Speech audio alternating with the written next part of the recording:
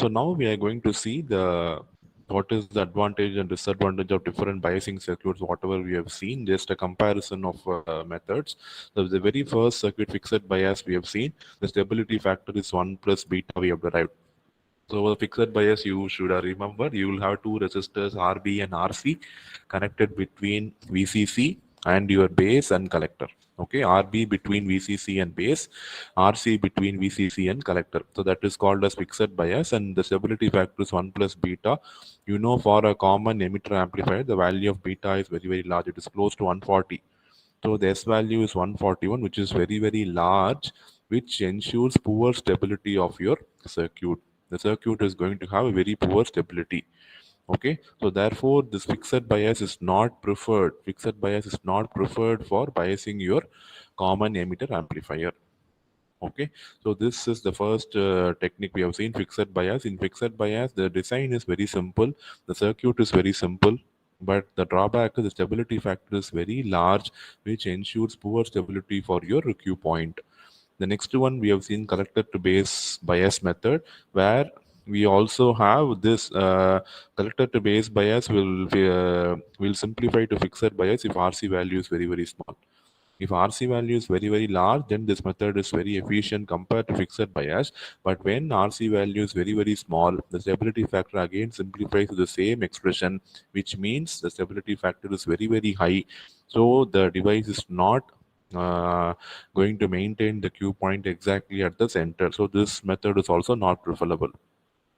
In self-bias method, self-bias is also called as voltage divider bias.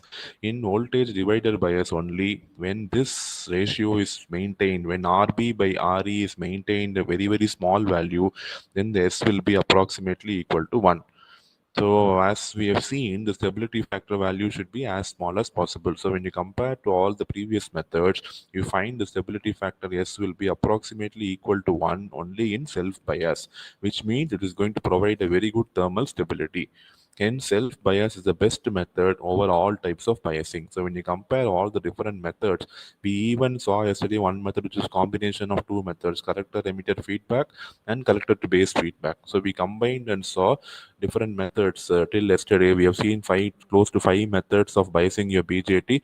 But among all the methods, self bias or voltage divided bias is found to be very, very effective because the stability factor value is approximately 1, which ensures a better position of your Q point in the DC load line. Okay, so this is the advantage of the voltage divider bias over the other two techniques, which is predominantly used. One is fixed bias, and second one is going to be collector to base bias. So, any doubts in this biasing? We have completed all the types of biasing, and we have also seen the advantages and drawbacks of different methods of biasing. Any doubts so far? You can open your mouth and ask. Any queries, please put it forth here.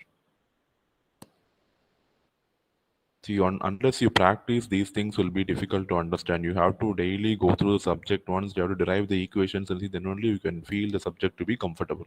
Or at least try simulating the circuits in multisim and see how the circuits are going.